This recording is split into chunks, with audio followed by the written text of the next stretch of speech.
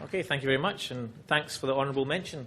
I just want to make sure that my co-authors get the adulation they deserve. So this was work done with Arvid Engström, Airi, Lampinen, and Barry Brown, and also Jakob Tholander, who helped us with the interviews.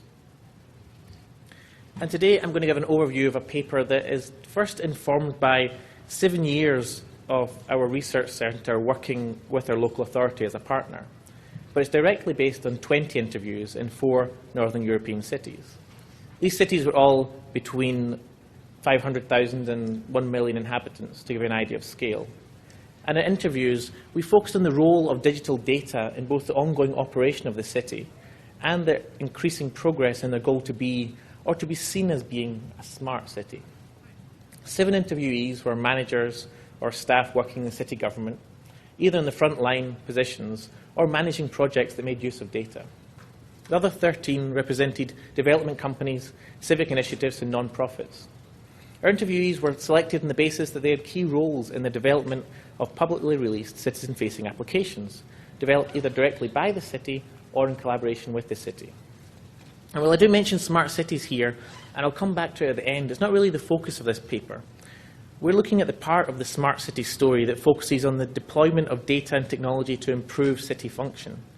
What we highlight is that city governments are bureaucratic organisations with complex leadership structures and at times quite conservative attitudes towards innovation. IT development and management is often contracted out to private companies, making even more complex relationships.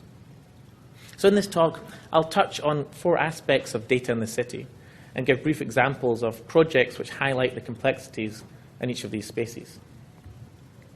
The first area I'm going to talk about is the relationship between data and power in the city. Many of the projects that we looked at were built on the idea of using data that the city already had in a new way. But something that became equally important was that the value of any data set within the city was highly subjective. An early application that one technology incubator proposed was using a database of green spaces in the city to simply build an app to guide citizens to the closest one. But this development had a number of problems. The first was that, while the data necessary for its completion seemed innocuous, it was the cornerstone of the provision of gardening services by the city. And crucially, the lack of knowledge of the number, location, and size of green areas that needed maintenance, such as grass cutting and hedge trimming, was seen as one of the major factors protecting the gardening service against private sector contractors that might want to bid to provide these services.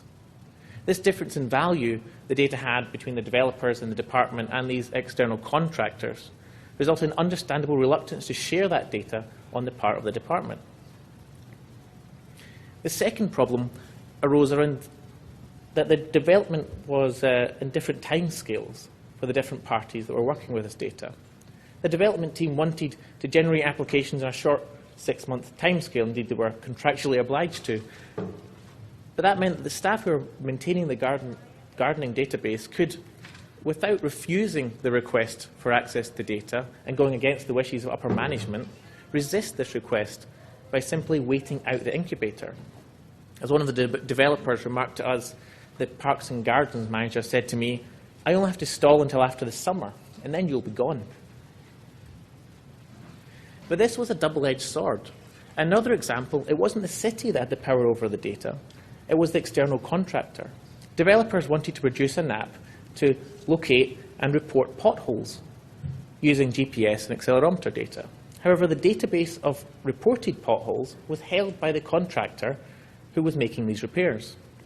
Now, there was a suspicion on the developer's part that reporting a pothole twice would result in a double charge to the city, and that this app would necessarily, as it bootstrapped, report every pothole in the backlog of those needing to be fixed. Meaning that any attempt to update or change the mechanism to report road maintenance problems was practically impossible until the contract was up and they were able to negotiate access or keep it in-house. And this sort of touches on open data, which is the second of the 4 areas I'm going to talk about here. Now, the push for open data was felt in all the departments and all the cities we spoke to, coming from both on high, by the way of initiatives and targets, but also at the ground level, as all those we talked to had the view that transparency and openness of city function was something that would strengthen their position and the trust the citizens had in them, which they were very proud of. But the problem with open data is that it implies more than just putting the data online or making it available somewhere. When data is online, it's sort of open, and this can seem like enough, but it does have problems. In one city, they put the real-time departure information of buses and trains on their website. A number of developers used web scraping techniques to create alternative clients, and the most popular of these was a Windows desktop widget, which had more than 10,000 installations. So when the city updated their website, this widget started continuously reloading the page, looking for the data in the format it expected, causing more or less a denial of service attack and bringing down the authority's website. This forced them to roll back to the old version of that page until they had managed a way to manage this problem. And also, interestingly, was a large motivating factor in the creation of a nationwide team to manage the release of transport information. And while there is, as one consultant put it, a lot of heart in the right placeness around open data, what is actually needed is the ability and the resources to control the release of data, to make sure that it's legible and has an understandable and defined update frequency and fidelity. And this is something that many of the developers and contractors we talked to bemoaned. These aspects of the data, them being in zips of PDFs, or being updated once a year, or having rough estimates where they would like exact numbers. But this data is only collected to be fit for purpose in its original use case. The Parks Department doesn't need to know how spaced out the trees in a street are, or what particular species they are, only that there are about 20 of them, and that they're evergreens. The purpose being to estimate the manpower needed to manage an area. So collecting and maintaining anything more precise would take resources they don't want to and probably shouldn't spend. Remember, their remit is to maintain the green spaces, not data about the green spaces. And when data is made open or pushed to be made open, extra resources are not always given to combat these problems. There's also the problem of reputation. Any data released by a city authority carries its stamp of validity. And on top of that, there are risks in making data open. There was fear that any data that is shared may be incorrect or ineffectively anonymized or correlated with other data that might embarrass the city or, more worryingly, embarrass the citizens. This risk aversion meant that the default position was to keep data private, especially if that data could be seen as being sourced from citizens themselves and potentially traced back to an individual or group. At times, this perhaps was used as an excuse for those who didn't want to take on the extra work of producing and maintaining an open data database. Which brings us to the third area, which is data involving citizens. Now, there's a push to collect data from citizens and build that into both the day-to-day functioning of the cities and the ongoing decision-making and planning of service provision. And one area, the push for initiatives to support and encourage cycling, we saw 3 cycling apps in 3 different cities collecting data to influence policy. But all of these ran into problems. The first was simply understanding that collecting data was not enough. In one city, by the time the city had established a process for integrating data from citizens to influence the planning and decision-making, the original Cycle Data initiative had already been discontinued. The team working on it had moved on to other projects, and while it had succeeded in getting buy-in from citizens, having them contribute information about problems and wishes regarding cycling conditions, it failed in getting that information effectively in front of the decision-makers of the city. The other 2 apps, both interestingly, had the same functionality across 2 different cities. They both used GPS to track rides of users, start point to end point, and to calculate distance, average speed, total riding time. But instead of supporting enthusiasts with feedback on performance, the idea here was it would support the city and allow them to provide better support for cycling services to their citizens. However, while collecting this data was seen as relatively simple, presentation of that data was quite difficult. In one city, the problem was that presentation of this data to other users of the app was seen as a huge security risk. Even when the endpoints were obfuscated, so you couldn't see exactly where a route started and exactly where a route ended, or when there was no user information attached. The scenario that was presented to the developers time and again in meetings was of a route seemed to be leaving near a hospital and ending near a residential area would mean that there was a risk that someone would lie in wait for a medical worker and assault them on their way home. Another problem was that in presenting the data internally, it needed to be in a format that would be readily taken up by those in decision-making processes. One of these apps was made by an ex-City employee, and he felt that they had to go much further beyond simply presenting routes with times and optimizations to give complex representations of the analysis of the data in an attempt to more influence city policy. And even they didn't see their data having the impact in the way they expected. Possibly they were naive. Planning procedures have been in place before these new data sources, and as such, they had to make room for them as one of many data sources used in decision-making. And these new data sources are unproven, whereas trusted sources such as polling agencies and consultancies are a known element to the city employees.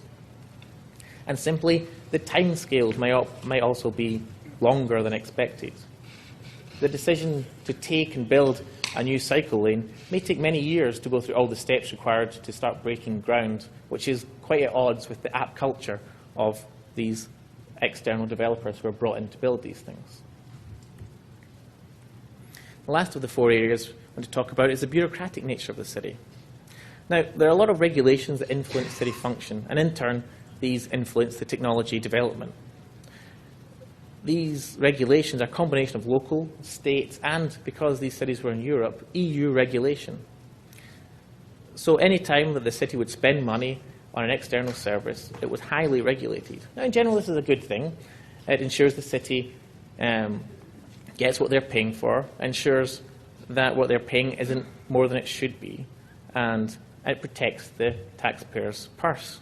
But it can lead to strange phenomena in the technology sector. One can be seen in an application that was developed to allow citizens to pay for their parking using a mobile phone.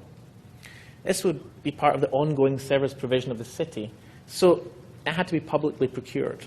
And this process meant that a specification was developed and publicly released for external developers to bid on if they met the constraints needed to actually work with the city.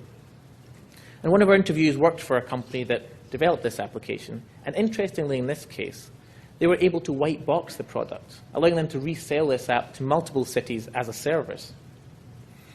The interview highlighted the differences between the single app they developed for their city authority and the unbranded version of the app. So as you can see, 25 releases of the unbranded version of the app versus 2 releases in a year of the app for the city. So for the city, the new features could not be added, as they were not specified in the procurement process, even though they had been developed. And it might have been easier and cheaper for the development house to maintain one code base rather than 2. They were forced to keep an old version of this app specifically updated for the city. And the last point I want to bring up is one of the discussion points from the paper. And that is the concept of what we called here big little data. You see, an interesting aspect of the data-oriented projects we looked at here is that, with very few exceptions, they would not generally be counted as big data in terms of their size, complexity, or the techniques they employed. Instead, the sets of data we encountered were interwoven with the city's organizational practices and processes. The majority of the projects we studied are perhaps best understood as gradual improvements on existing city services, rather than parts of centralized big data or smart city initiatives. When talking to people leading IT projects within the city, it became apparent that terms such as big data and smart city were seen as distant, high-level, abstract things that were used to promote a project or wrangle funding, catchphrases trickling down from top management rather than something that individual departments or projects actually identified with. Yet while there may be a reluctance to use big words, at the same time, there was a drive to use and produce city data in new ways and to gradually smarten city function. Decisions on what to develop were pragmatic. A parking app becomes an alternative to paper tickets when smartphone penetration is sufficiently high and processing fees drop below a certain threshold. Aggregating real-time bus route information is possible when GPS technology and data rates are cheap and reliable. these services all had less technically advanced predecessors, and they'll all have more powerful successors. So before I stop here and take questions, I'd ask you to think a bit about the little data systems that might be at the core of any big data projects you see in large organizations such as cities.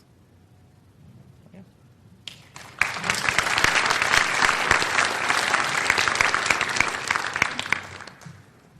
All right. We have questions from the microphone, please.